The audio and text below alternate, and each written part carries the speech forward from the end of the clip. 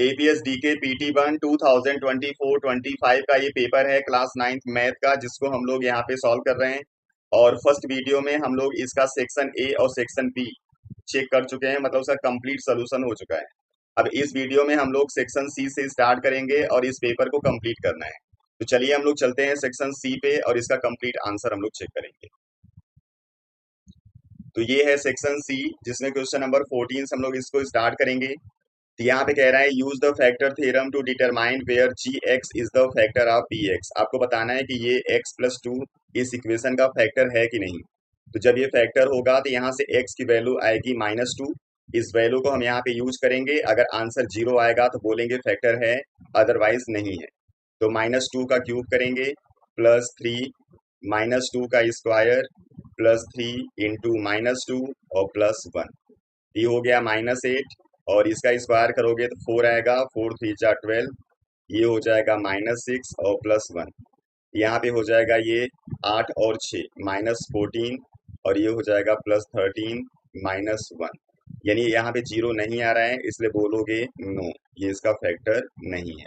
ठीक है, चलिए आते हैं इसके आर वाले पोर्शन पे। इसका जो आर वाला पोर्शन है उसमें कह रहा है ये एक इक्वेशन है और आपको फाइंड करना है f1 माइनस f-1। ठीक है, इसका मतलब है कि अब यहाँ पे जो पॉलिनोमियल है उसमें x की वैल्यू 1 यूज करना है और इसका मतलब है यहाँ पे x की वैल्यू -1 यूज करना है। तो दोनों रिजल्ट जो आएंगे उसका आपको बताना है सब्ट्रैक्शन, मतलब डिफरेंस। तो चलिए सबसे पहले x की वैल्यू यहाँ पे यूज करेंगे 1। तो जब 1 यूज करोगे तो f1 क्या मिल जाएगा आपको, 1 का स्क्वायर 1 -4 इंटू 1 करोगे तो -4 आएगा और +6। ये हो जाएगा 7 -4 मतलब 3। अब ऐसे ही f-1 निकालेंगे तो हो जाएगा -1 का स्क्वायर 1 और -1 इंटू -4 करोगे तो +4 आ जाएगा और ये +6 है, ये हो जाएगा 11। और अब यहाँ पे सब्ट्रैक्शन करना है तो आंसर लिखोगे 3 - 11। सॉल्व करोगे तो माइनस आ जाएगा 8, इसलिए इसका आंसर होगा -8। ठीक है, ये तो हो गया क्वेश्चन नंबर 14। अब चलिए क्वेश्चन नंबर 15 पे आ जाइए। यहाँ पे कह रहा है find the value of x। यहाँ पे लिखा हुआ है 5/7 के पावर 5 मल्टीप्लाई 7/5 के पावर -4 इक्वल टू 5/7 के पावर 3x। इन दोनों के बेस को देखोगे तो बेस सेम नहीं है, एक दूसरे का रेसिप्रोकल है, इसलिए सेकंड वाले को भी हम लोग 5/7 लिखेंगे। और जब बेस को रेसिप्रोकल करोगे तो क्या होगा, पावर का साइन बदल जाएगा। तो पहले वाले को सेम लिखेंगे 5/7 पावर 5। दूसरे वाले का हमने बेस चेंज किया है, इसलिए इसको 5/7 जब लिखोगे तो इसका पावर आपको नेगेटिव दिया है, +4 लिखना पड़ेगा। और बाकी 5/7 पावर 3x में हम कोई चेंज नहीं करेंगे। ठीक, अब जब बेस सेम होता है तो पावर ऐड हो जाते हैं, इसलिए लिखोगे 5/7 के पावर 5 + 4, ये इक्वल होगा 5/7 के पावर 3x। और जब दो बेस सेम होते हैं और इक्वल होते हैं तो वहां पे पावर को हम लोग इक्वेट कर देते हैं। इधर पावर है 9 और इधर पावर है 3x। इसको इक्वेट करोगे तो x की वैल्यू हो जाएगी 9/3 मतलब 3, इसलिए इसका आंसर 3 है। ठीक है, ये तो हो गया सेक्शन सी। अब हम लोग चलते हैं सेक्शन डी पे। सेक्शन डी में क्वेश्चन नंबर 16 है x⁻³ - 23x² + 142x - 120। इसको फैक्टराइज करना है। ये क्यूबिक पॉलिनोमियल है, इसलिए इसके 3 फैक्टर आएंगे। और इसको सॉल्व करने के लिए हम लोग सबसे पहले करते क्या है, यहाँ पे x की एक वैल्यू अपने मन से हम लोगों को यूज करनी है, जिसको यूज करने के बाद आंसर 0 आता है। ठीक है, तो स्टार्ट करेंगे हम x = -1 से। यहाँ पे जब -1 यूज करोगे तो ये वैल्यू हो जाएगी -1, ये हो जाएगा -23 और ये माइनस का मल्टीप्लाई करोगे तो हो जाएगा -142 और -120। इससे 0 नहीं आएगा, इसलिए इसको यूज नहीं करना है। अब x की वैल्यू यूज करेंगे +1, तो यहाँ पे आ जाएगा +1 और ये हो जाएगा आपका -23। इसको सॉल्व करोगे तो +142 और ये हो जाएगा -120।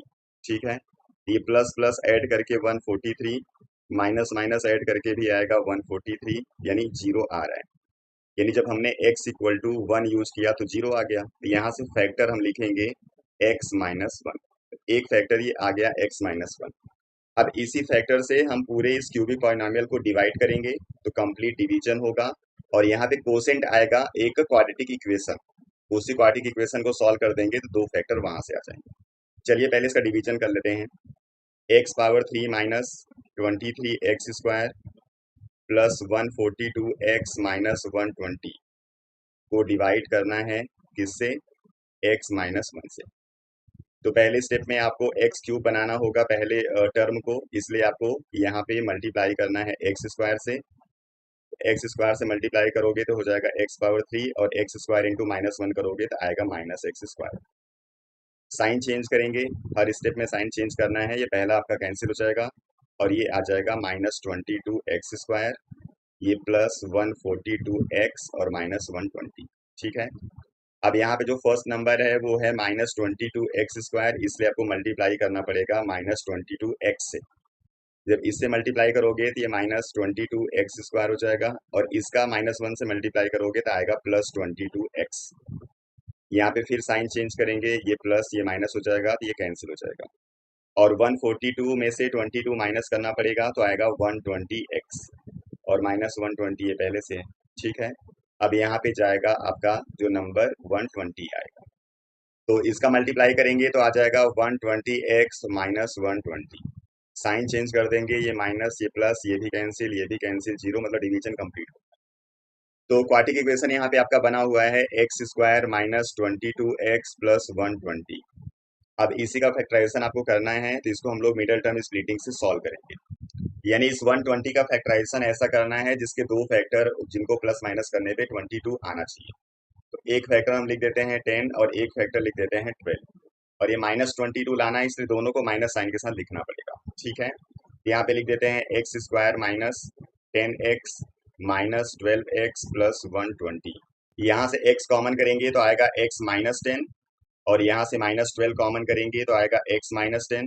एक फैक्टर हो गया x माइनस 10, एक फैक्टर हो गया x माइनस 12। तो दो फैक्टर यहाँ से आ गए, एक फैक्टर आपने पहले ही निकाल रखा है x माइनस 1, तो तीसरा फैक्टर लिख देंगे x माइनस 1। यही तीन इस इक्वेशन के फैक्टर हो जाएंगे। जब भी क्यूबिक पॉलिनॉमियल का कोई आपको प्रॉब्लम मिलता है उसको इसी तरीके से सॉल्व करना है। ठीक है। चलिए हम लोग चलते हैं इसके 17 नंबर प्रॉब्लम पे। तो क्वेश्चन नंबर 17 है √5 plus √3 by √5 minus √3 equal to a plus b √15 है, तो a और b की वैल्यू बतानी है। ठीक है। तो आपका एक इरेशनल नंबर दिया है √5 प्लस √3 बाई √5 माइनस √3। ठीक है। इसको रेशनलाइज करेंगे हम लोग, तो √5 प्लस √3 से कर देना है मल्टीप्लाई, ऊपर आ जाएगा √5 प्लस √3 का होल स्क्वायर और नीचे हो जाएगा √5 का स्क्वायर माइनस √3 का स्क्वायर। ऊपर लिखोगे आप 5 प्लस 3 और प्लस 2 √15 और नीचे आ जाएगा 2। ठीक है, क्योंकि यहाँ लिखोगे 5 माइनस 3। अब ये 5 और 3 ऐड हो जाएगा तो हो जाएगा 8 प्लस 2 √15, नीचे 2, ऊपर 2 कॉमन कर देंगे तो आ जाएगा 4 प्लस √15 और नीचे आ जाएगा 2, ये 2 कैंसिल हो गया, मतलब ये नंबर आपका आ गया 4 प्लस √15। अब यहाँ पे इक्वल टू लिखा हुआ था a प्लस बी √15, अब आपको इसी को कंपेयर करना है। तो a की जगह आपको जो नंबर है वो 4 दिख रहा है, इसलिए a इक्वल टू लिखना है 4।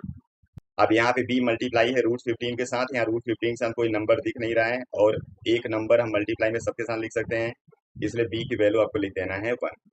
यहाँ पे a की वैल्यू 4 आ जाएगी और b की वैल्यू 1 आ जाएगी। ठीक है। अब चलिए 17 का ये जो r वाला पार्ट है उसको देख लेते हैं। तो इस r वाले पार्ट में a इक्वल टू लिखा है 5 प्लस 2 √6 और b इक्वल टू है 1 बाई a, तो आपको a square plus b square की वैल्यू बतानी है। ठीक है। तो यहाँ पे a की वैल्यू है 5 प्लस 2 √6 और जो b है वो 1 बाई a है, मतलब 1 बाई 5 प्लस 2 √6। तो पहले इसी को हम लोग रेशनलाइज कर देंगे। इसको रेशनलाइज करेंगे तो 5 माइनस 2 √6 से इसको करना पड़ेगा मल्टीप्लाई,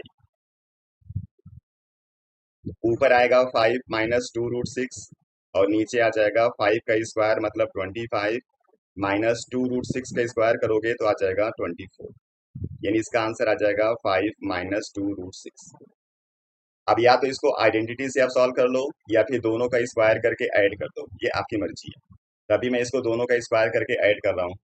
तो a की वैल्यू है 5 प्लस 2 √6, तो इसका स्क्वायर करना है और प्लस b की वैल्यू है 5 माइनस 2√6, इसका स्क्वायर करना है और दोनों को ऐड कर देना है।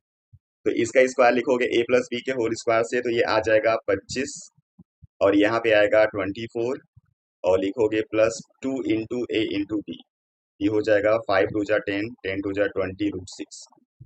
यही वैल्यू यहाँ पे भी आएगी, बस 2ab वाला जो टर्म होगा वो नेगेटिव आएगा। इसे लिखना है 25 प्लस 24 माइनस 20√6। ये पॉजिटिव नेगेटिव वाली वैल्यू कैंसिल हो जाएगी, यहाँ से आ जाएगा वैल्यू 49, यहाँ से भी आएगा 49, मिल के हो जाएगा 98। ठीक है, इसका आंसर है 98। इसी को आइडेंटिटी से भी आप कर सकते हो। आइडेंटिटी से कैसे करोगे? लिखोगे a प्लस बी का whole square equal to a square plus b square plus 2ab। अब ये वैल्यू बतानी है, इसे अब लिखोगे a प्लस बी का होल स्क्वायर माइनस 2ab। ठीक है, अब यहाँ पे लिखोगे a प्लस बी, a की जगह लिखोगे 5 प्लस 2√6 और प्लस 5 माइनस 2√6 का स्क्वायर, और माइनस करोगे 2 इंटू पहला नंबर 5 प्लस 2√6 मल्टीप्लाई 5 माइनस 2√6। ठीक है, यहाँ पे 2√6 प्लस माइनस से कैंसिल हो गया, हो जाएगा ये 10 और 10 का स्क्वायर कर दोगे तो ये हो जाएगा 100। इसमें से माइनस करना है 2 इंटू, ये आपका a plus b a minus b की आइडेंटिटी लगी है, जिसको लिखोगे 25 माइनस 24, मतलब 2 आएगा। तो 100 माइनस 2 कर दोगे तो हो जाएगा 98। तो आप इस तरीके से भी सॉल्व कर सकते हो। ठीक है, ये तो हो गया क्वेश्चन नंबर 17। अब हम लोग चलते हैं केस बेस्ड प्रॉब्लम पे। तो केस बेस्ड का फर्स्ट प्रॉब्लम क्वेश्चन नंबर 18 है। Pragya and Aditi started a new business. The investment in rupees made by both the partners is represented by a polynomial. The factors of the polynomial are the individual shares of both. कह रहा है कि इस polynomial का जो factor है वो इनके इंडिविजुअल शेयर है। तो कह रहा है based on this information answer the following question. जिसमें पहला क्वेश्चन है if x equal to 100 then find the money invested. यानी x की जगह यहाँ पे 100 यूज करना पड़ेगा। तो 6 इंटू 100 का स्क्वायर करोगे तो आ जाएगा 10,000 और प्लस 17 इंटू 100 करोगे तो 1700 और प्लस 5, ये हो जाएगा 6 4 टाइम्स 0 प्लस 1700 प्लस 5। अब इसको ऐड कर दोगे तो आपको आंसर आ जाएगा 61705। तो हो जाएगा पहले का आंसर ये। अब दूसरा कह रहा है what is the degree of the invested polynomial.